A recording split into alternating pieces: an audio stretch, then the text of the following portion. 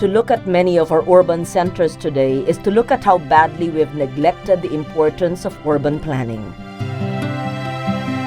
In Season 8 of Dayaw, we visit the old urban centers of Luzon to see how our ancestors maintained a sense of order. One that created spaces for communities,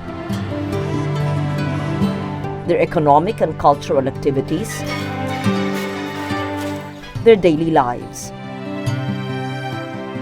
Indeed, the entire fabric of a solid, united community. This is Season 8 of Dayaw. Halina't dumayo, Doon Po Sa Amin.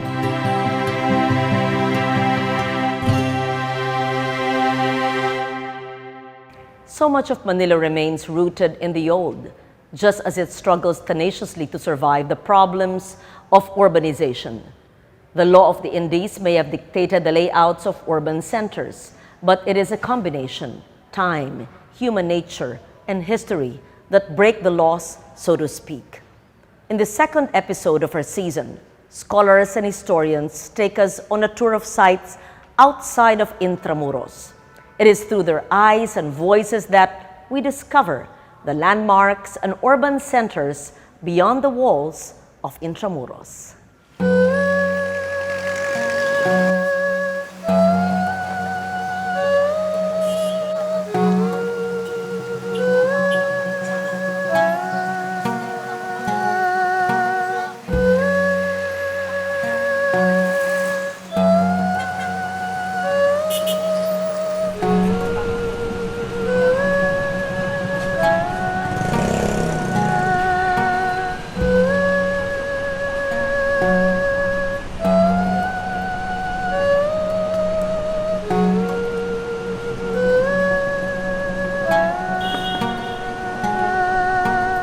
A ghetto for the Chinese.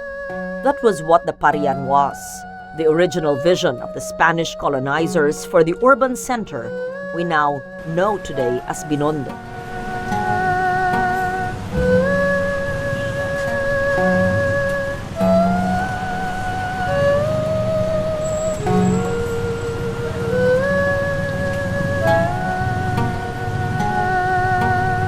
I wonder if they would have foreseen the huge impact that this ghetto would have on the economy and cultural life of Manila and the entire country.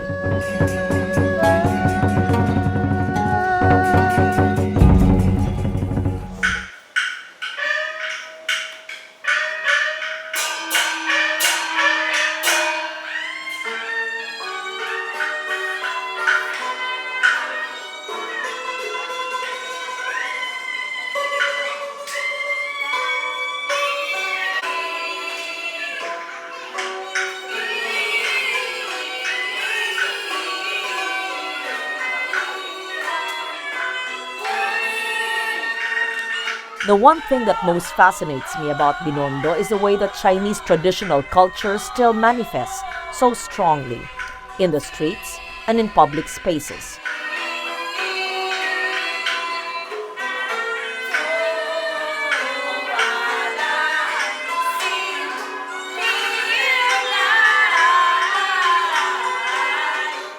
Ginagawa namin to every year dito sa lugar na to, sa Binondo, Chinatown.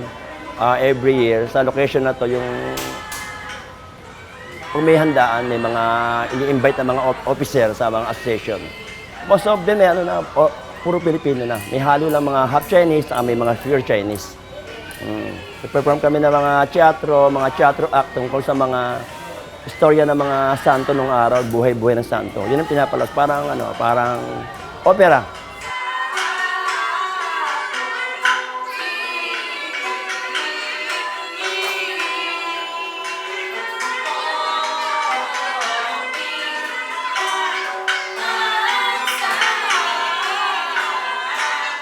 And I often ask myself how, through the years, have these traditional Chinese forms become Filipino?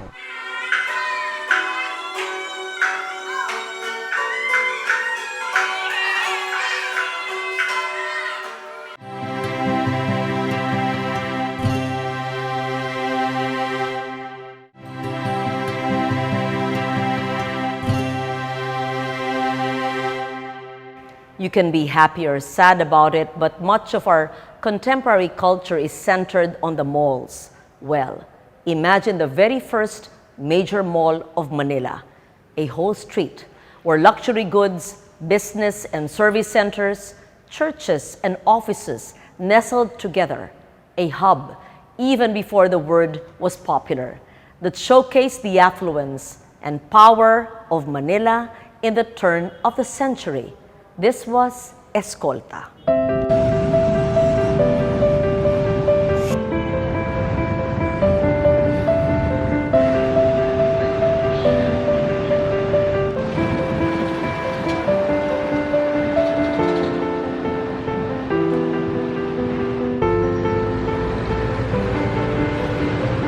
Escolta was an old street in Manila which was near the Binondo area.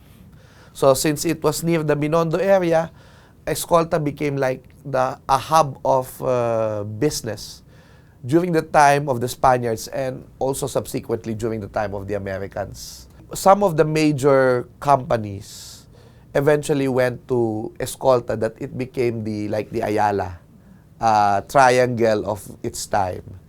And what happened was, you will also see the development of Manila as a city in what eventually happened to Escolta.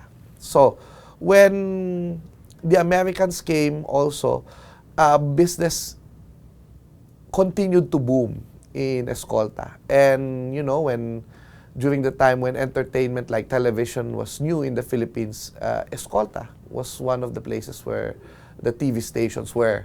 But eventually, because of urbanization, you needed more spaces for offices, which Escolta cannot give anymore because, again, the people were becoming too many. And Escolta lacked one facility that eventually became its demise, and that is the lack of parking spaces. Today, young artisans and entrepreneurs are adding a new layer to Escolta's history. Their efforts at creating collectives for handmade artisanal products may yet define Escolta's reinvention, this time as a hub for independent artists, designers, and craftsmen. Escolta would be a place to go because it's now having a renaissance, and a lot of people are redeveloping the buildings there as adaptive reuse. And a number of millennials have also set up shop with creative offices and co-sharing spaces in Escolta.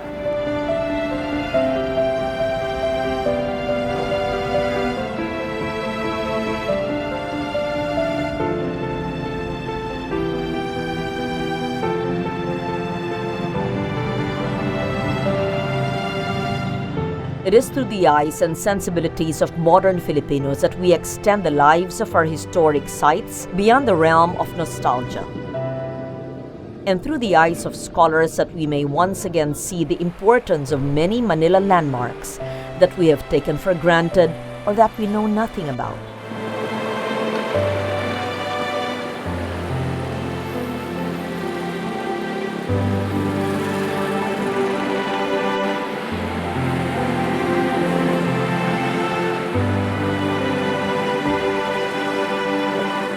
Art Deco is a very important design heritage because this style epitomized modernity in a certain period in our country's history, which was the 1920s up until the 1940s. So that was the period between the US colonial period, followed by the Commonwealth Republic, as well as the post-war period. And it's also the time when we had buildings which were designed largely by local architects. So prior to that, buildings were designed by priests or by foreign architects. This time it was designed by Western educated Filipino architects, the likes of which included Pablo Antonio, Juan Nakpil, Tomas Mapua, and a lot of these names eventually became national artists. You have buildings like the Far Eastern University, which still function as an academic facility. In fact, FEU is the biggest Art Deco school campus in the country.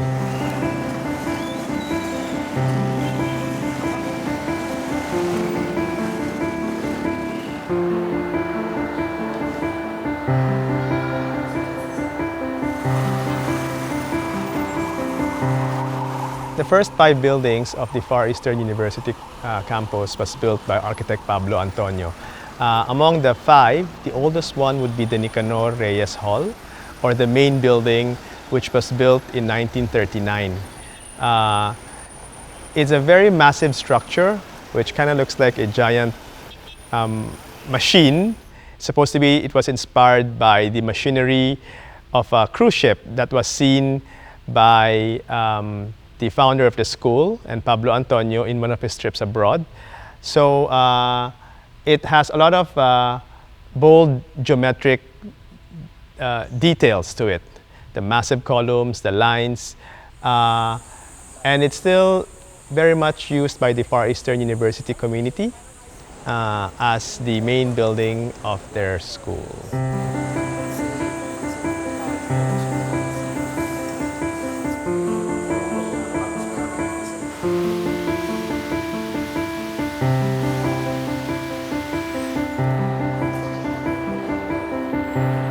You have the Metropolitan Theater, which is totally in the Art Deco style, but features a lot of local motifs like mangoes, like bananas, like capiz shells, no? Buildings or design which showed a lot about local cultural nuances.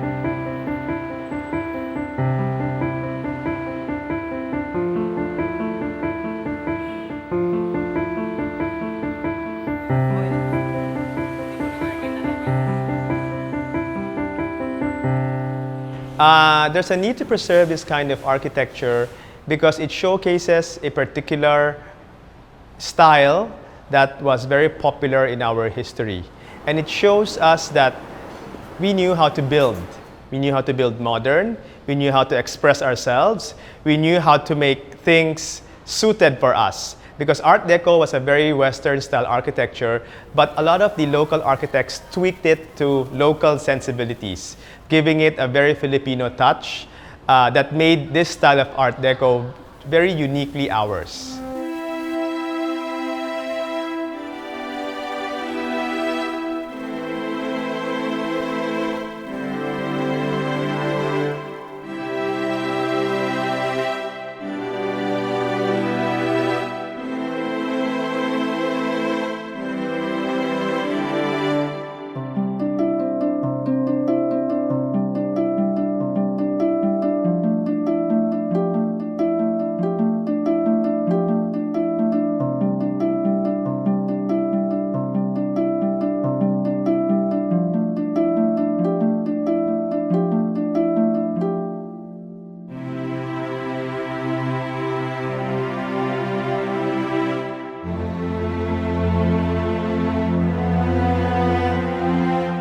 Professor Xiao Chua loves Manila in all its grit and grime.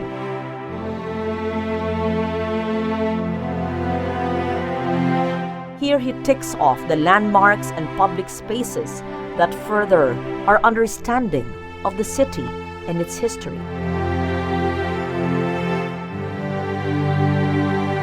Paco Park is probably one of the most romantic places in Manila. But it was a cemetery. It was a cemetery for the people who died during the cholera epidemic of the early 1800s. But you know, by the 1890s, this cholera cemetery was not anymore being used. It was basically an old, used-up place. This is where they placed Jose Rizal's body because nobody would expect that he would be buried there. But they buried him there. And that's why the first grave of Jose Rizal was there in Paco Park.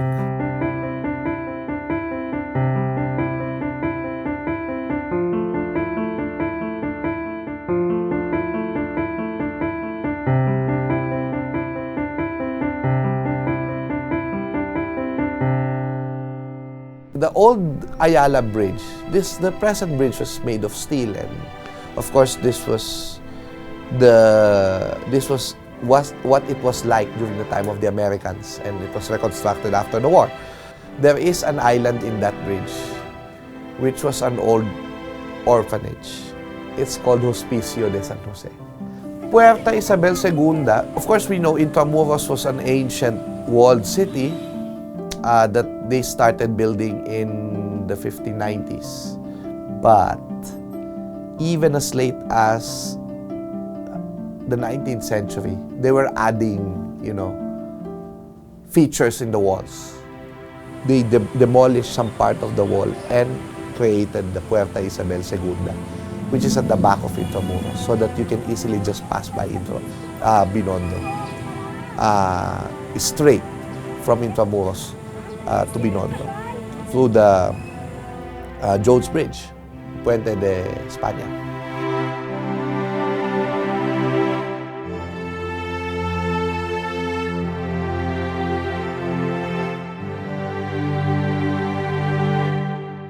Basically, the Carriedo Fountains was a fountain, and a very elaborate one with all those designs, made in honor of a governor-general named Carriedo. And Carriedo, in the 1700s, was actually the one who instituted, he donated money so that there could be a water system in Manila. Carriedo did not live to see his water work completed. And in 1882, they constructed a fountain in honor of him near the Legarda area in Sampaloc.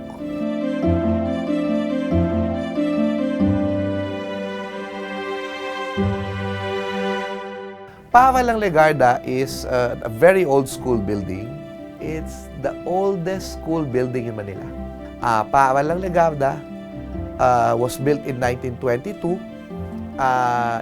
With the land that was donated by Benito Legarda, by the family of Benito Legarda, who is one of our congressmen during the Malolos Congress, First Philippine Republic. It was designed by the son of Juan Luna, architect Andres Luna de San Pedro. This is one place where you would see the American contribution to education.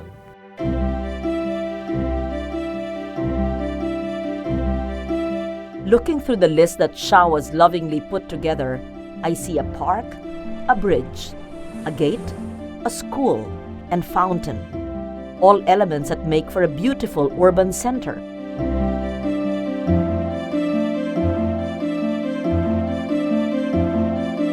But beyond the nostalgic charm, the bigger concern is this: how do we preserve and how do we continue to grow?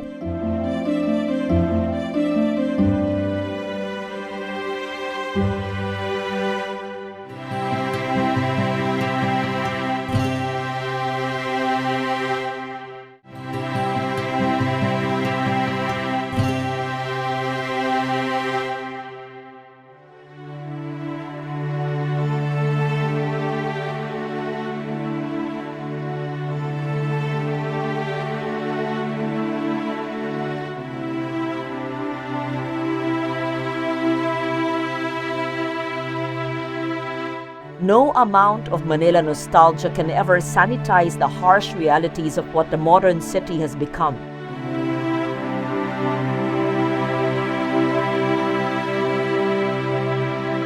Now more than ever, urban planning and conscientious preservation of the little that remains of our built heritage are issues that concern us all.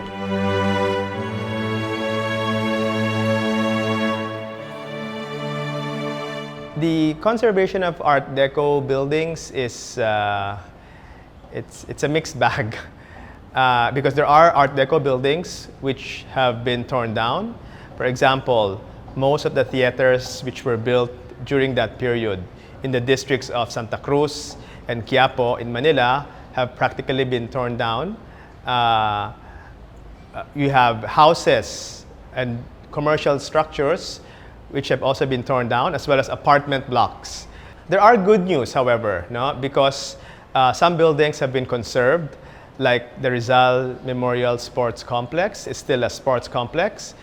And you have apartments that are still lived in Malate, like Siquia apartments.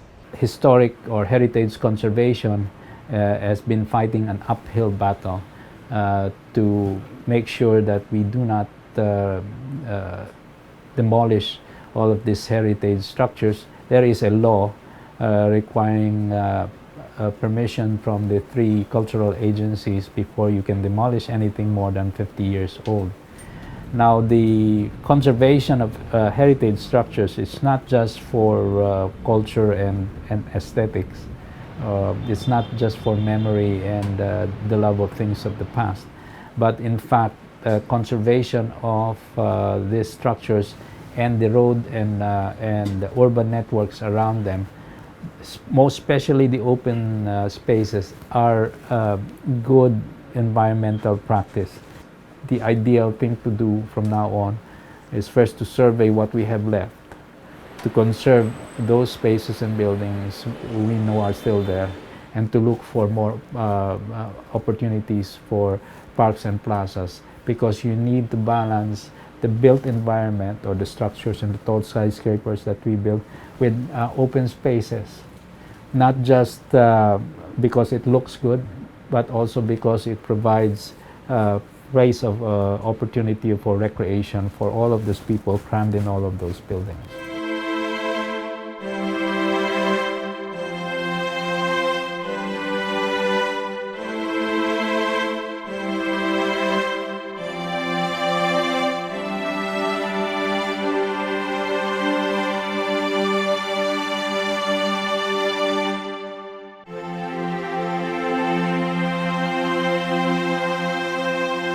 National artist for literature Nick Joaquin lovingly called Manila the city of his affectations. The popular band Hot Dog immortalized a sentiment that we who live here all feel. We want to keep coming home to Manila. We want to be able to be proud of this city, both its ancient history as well as its future. In the coming episodes of this season, we will be visiting heritage towns outside of Manila that are facing the very same problems the city does. Their ways of preserving and coping with the problems of urbanization will be future sources of Dayaw, our knowledge, our pride.